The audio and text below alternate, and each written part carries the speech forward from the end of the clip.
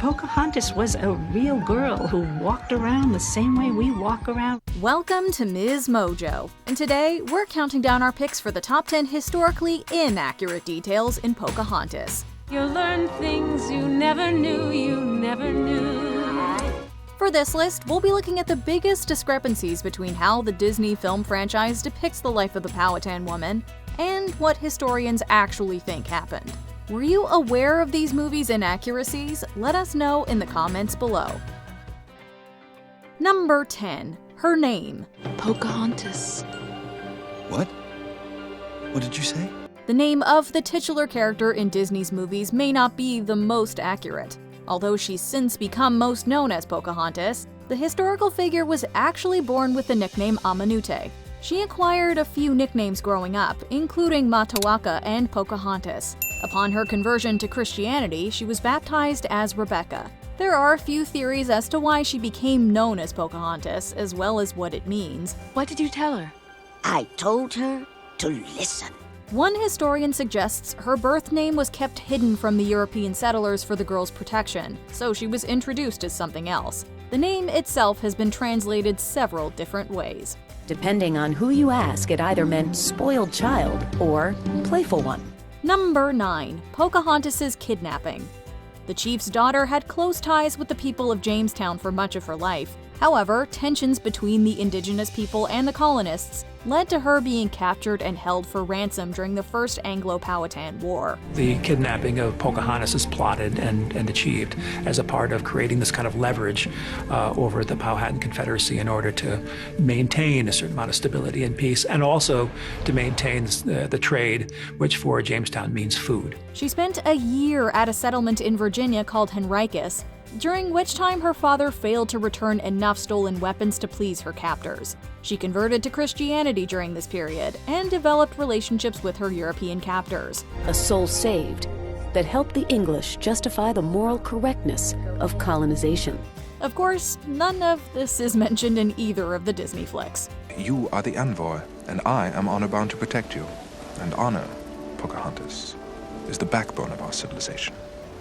Number 8. She was welcomed at Jamestown as a child. Before the First Anglo-Powhatan War, the daughter of Powhatan was often welcomed in the European settlement. Pocahontas becomes a crucial figure in Jamestown, a child ambassador from the tribe whose goodwill is keeping the colonists alive. She brought gifts of food to Jamestown when the colonizers were starving in the winter.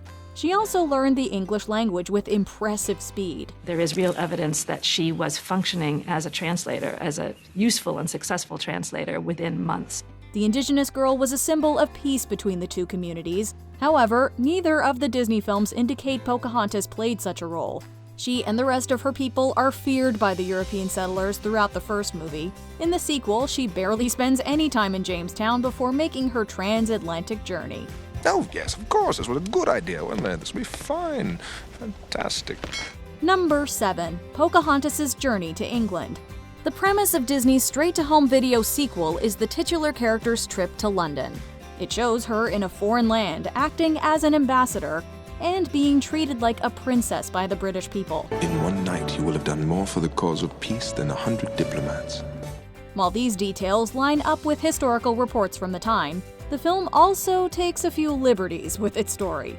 For one, Pocahontas was already married to John Rolfe by the time they made their way across the Atlantic together. The couple brought their infant son Thomas on the trip as well. Because they desperately needed to use her marriage to John Rolfe as proof that the settlement was viable. While the end of the animated feature shows Pocahontas boarding the ship back to America, it omits the fact that she succumbed to illness before she could return. At just 22 years old and an ocean away from her home, Pocahontas dies. Number 6. John Smith's return to England. In Disney's 1995 animated film, the heroine's love interest is shown returning to London immediately following his so-called rescue. Going back is his only chance. He'll die if he stays here. While it is historically true that the explorer was injured when he left Virginia, it actually happened nearly 2 years following his initial encounter with the Powhatan people. His injury was the result of a gunpowder explosion, not a gunshot. Never well liked, his hardline leadership results in more than one attempt on his life. He survives but is injured.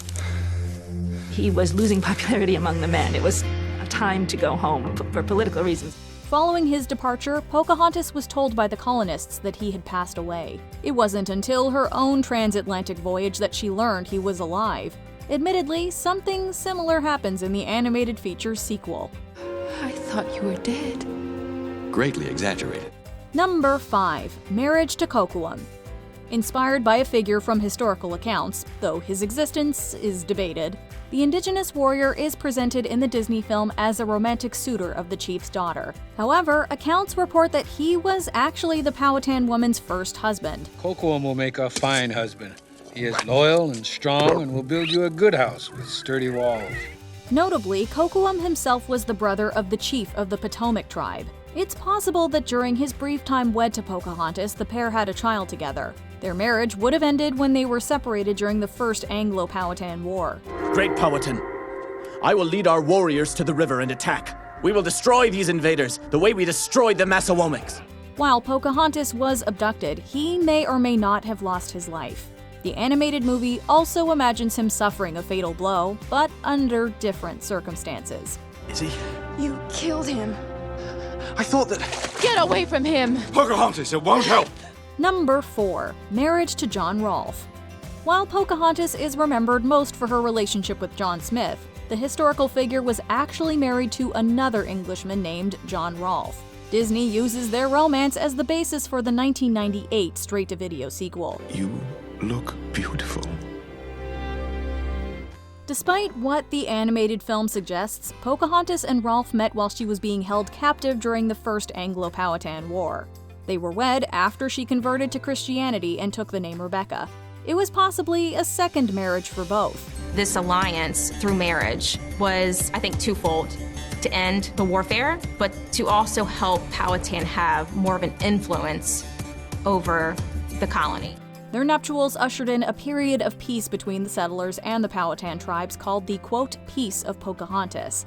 The couple stayed in Virginia for approximately 2 years before departing for London with their son.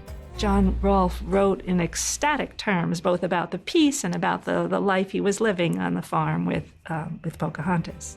Number 3. Saving John Smith. At the moment I was to die, she threw herself upon me. The 1995 Disney animated movie, along with many other narratives inspired by the life of the Powhatan woman, shows her rescuing John Smith from execution. Supposedly, the historical figure stopped her father from dealing the English explorer a fatal blow by placing her own head upon his. This is the path I choose, Father. What will yours be? While the incident is the basis of Pocahontas' legend, many historians question whether it actually happened in that way. After being kidnapped by the Powhatan, it's possible John Smith misunderstood the ceremony he was involved in as an execution ritual. His capture and then his release was an attempt to make him a kind of captain or a member of the Confederacy, and to try to bring Jamestown under the rule of Powhatan. Alternatively, he could have made the whole thing up in order to gain popularity and ensure peace between the Powhatan tribes and the European colonizers. Only years later, when all the principals were dead, did he come up with that story. Nobody was left to contradict it. Number 2. The romance between Pocahontas and John Smith. Like many movies from the Disney Princess franchise, 1995's Pocahontas features a romance at the center of its narrative.